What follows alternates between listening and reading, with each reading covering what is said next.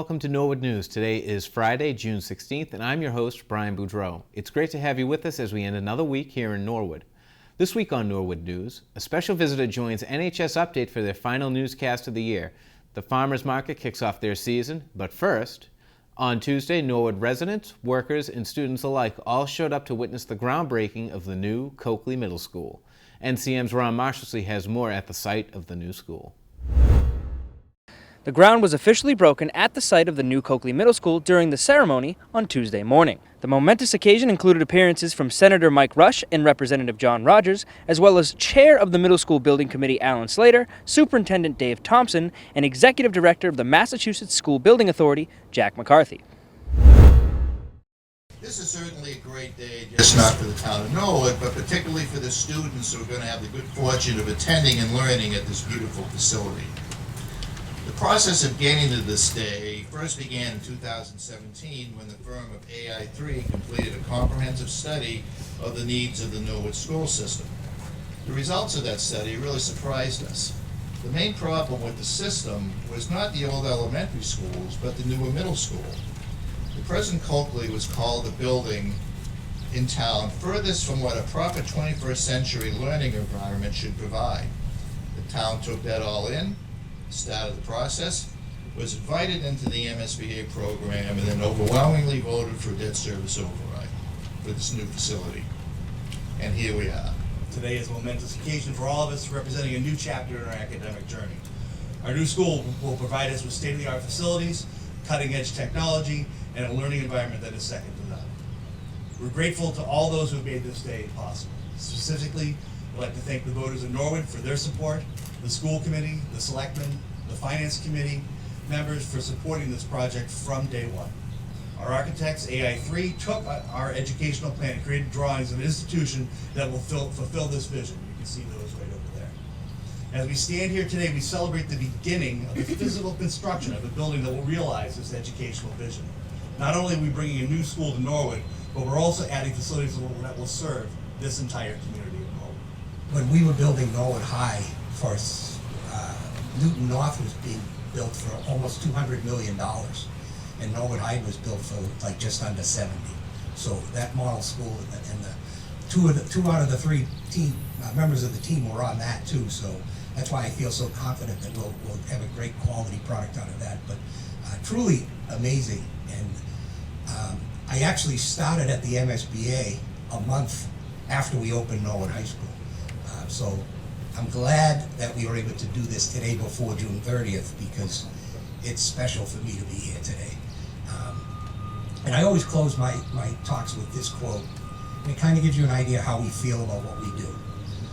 Dan Valentine was a reporter for the Salt Lake City Tribune, and he once described the school as a building of four walls with tomorrow inside. And we at the MSBA are proud to be part of Norwood's tomorrow. The middle school is aiming to open their doors in September 2025.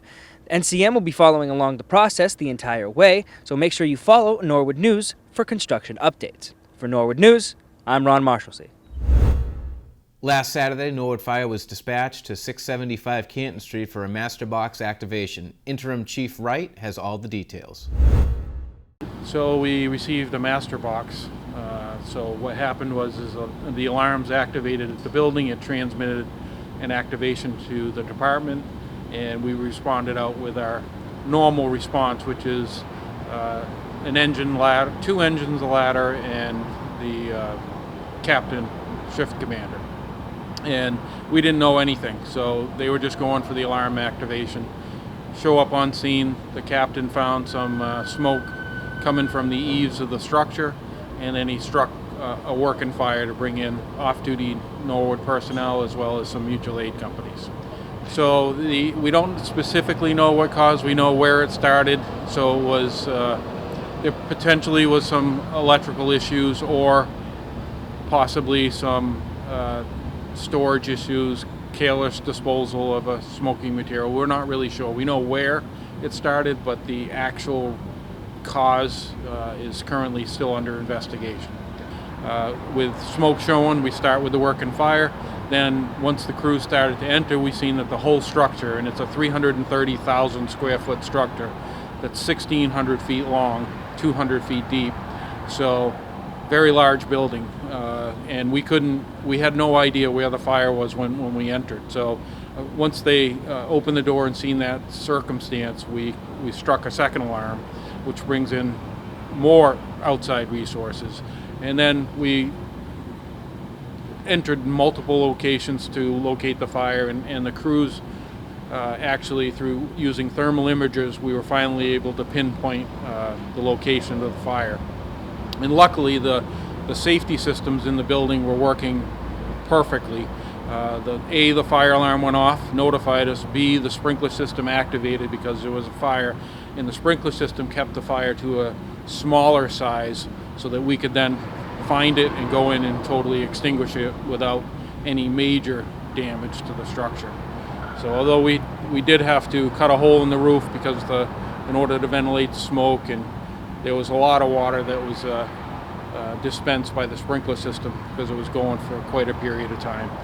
So as we realized the number of resources it was taking, we actually increased the alarm level to a third alarm so that we had relief crews. As the crews got tired doing the work, then we were able to swap crews out. But it was an interesting night for sure.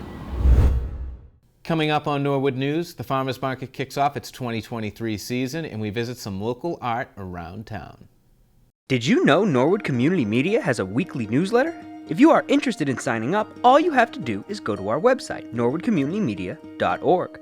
Once you're there, scroll to the bottom of the page and click on the Sign Up for Our Newsletter button. All you have to do after that is fill out your first and last name, your email, as well as your zip code. Once you press send at the end of each week, you will have our newsletter in your inbox, ready for you to catch up on all things Norwood. The Farmers Market kicked off their season this past Tuesday. Director Peter McFarland was joined by local town officials and Tom O'Rourke from the Neponset River Regional Chamber to officially cut the ribbon and open the Farmers Market for the season. Hi, this is Peter McFarland, and we're here at the ribbon cutting for the Norwood Farmers Market to get the 2023 season up and rolling here.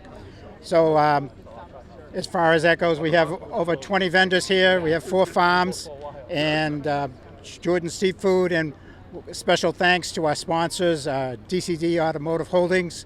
They're our market sponsor for the year, and so we hope everybody comes down. We're here from every Tuesday from 2 to 6 on the Common here till October 17th, just not going to be July 4th.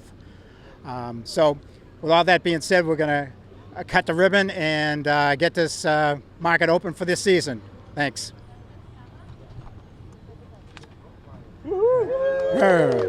We're open. And we're glad to be here to support the grand opening again today. You can see the people it brings downtown. It gets people into the community who might not otherwise be here, and then they come back for more, and then they get to experience our restaurants and all that the town has to offer. So it's really great. The farmers market is very important to downtown economy, as are all the events that we hold in the Common. I think that Norwood has the distinction of having some of the best downtown areas in the Norfolk County area. So anything that brings people downtown has them going to our merchants, buying products from our farmers market, all good. And it's a great time of the year being in Norwood. It's important that we have the Farmers Market back for a wonderful 2023 season. It's great that we have them right downtown on the Common. Since we've done Central Street, it's even made it better. It brings people and activity to downtown, and it adds to what we have going on here in the center. Also gives people a great chance to try out local vendors and get some great food and vegetables and poultry and some other products and other stuff. And it's great that it's happening right down here. It's creating our little central shopping district that we like. The Friends of Norwood Visual Arts brought back their Yard Art event where Norwood residents of all ages can decorate their yard with some amazing pieces of art. NCM caught up with Department Chair of Visual Arts and advisor to the Friends of Norwood Visual Arts, Laurie Mead McGrory, to talk about the week-long event.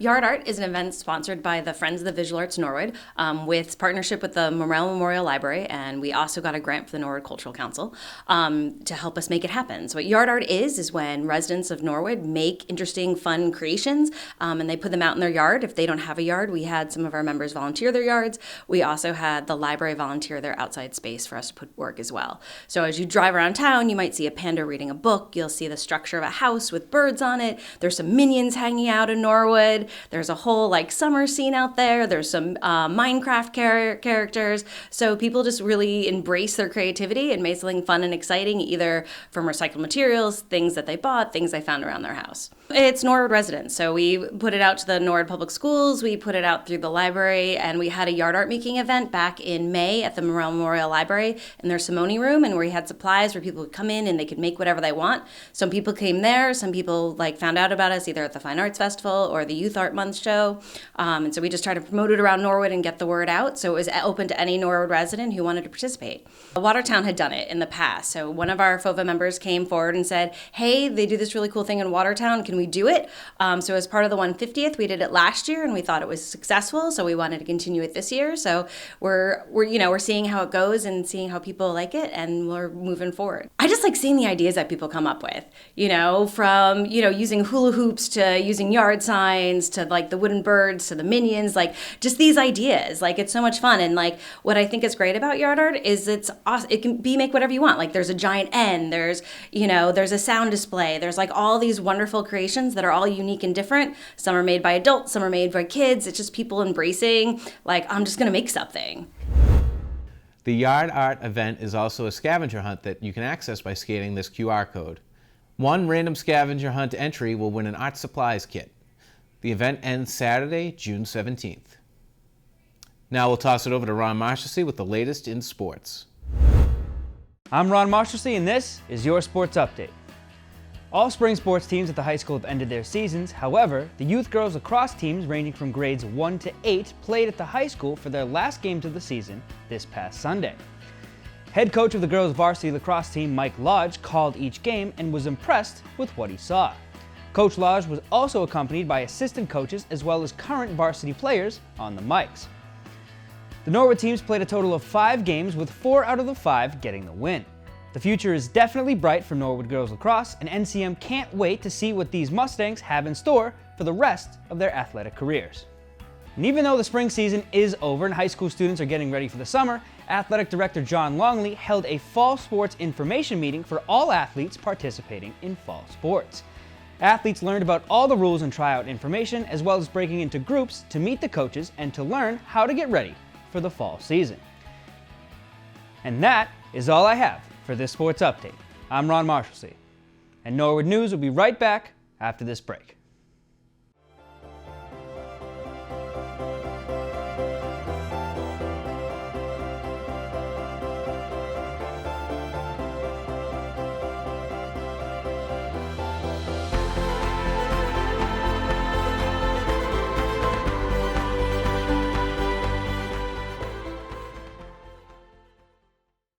The Board of Selectmen held a joint meeting with members of the Finance Commission, Town CFO Meg LeMay, and Scott McIntyre of Markham LLP Accountants. The joint meeting was called to conduct an audit exit review. McIntyre guided the selectmen through the report, highlighting important notes regarding the audit. I was concerned about this because I didn't think that we ranged as well as we had in the past. And I was wondering what impact on borrowing our review has, if there will be a negative impact on our borrowing. Yeah, the answer is, it remains to be seen. I wanted to specifically point out the $5 million drop in unassigned fund balance. Yeah. I also wanted to specifically point out that third number up from the bottom on the statement of revenues and expenditures, where it shows that the outflows of resources exceeds the inflows. Certainly, if there's a trend there, my experience tells me that credit rating agencies could very well become concerned about that. During his manager's update, Tony Mizuko mentioned that an extensive renovation for Town Hall will be needed in the coming years. And last, just for sort of digestion, but not necessarily discussion tonight, the air conditioning's having a bit of a problem in this building. She is aging gracefully, but she does turn 100 soon. We had explored a renovation 4 or 5 years ago, and we knew that it would be very costly and probably involve, to do it right, shutting the building down for a couple of years and really doing it. We've kept it on the capital plan as sort of a horizon item. It may this year show up as a 5-year item, but it's a bit of a unique project in the sense that it'll be a large project. It'll probably require debt exclusion. We just may want to start thinking about it and what the approach we want to do, whether it's something the selectmen want to take on, whether we want to put a committee together. It's not a typical building project where you really need to figure out the insides of it. It's just there's a lot of work that needs to get done, and it's going to cost a lot of money. But we replaced some pipes under the building today, or over the last few weeks. Facilities has done a great job. The building is in good shape, but it is aging rapidly, and it is the most beautiful building, I think, in town. But it is a beautiful onion, and the minute you peel one slight layer back, there's another layer, and there's another layer, and then there's another layer. Facilities has done a great job the last couple of years doing what they can do to make the building stay as attractive as it is, but we're probably reaching the limit of what we can do internally, and the minute we try to touch one system, forget about it. You got to sort of do everything. That being said, to my knowledge, when we looked at it last time, the building has never had a complete gut and renovation, and at 100 years, that's pretty impressive that the whole building has never been sort of brought down to the proverbial studs, really taken care of and sealed up for the next 100 years. The Board of Selectmen will meet again on June 27th.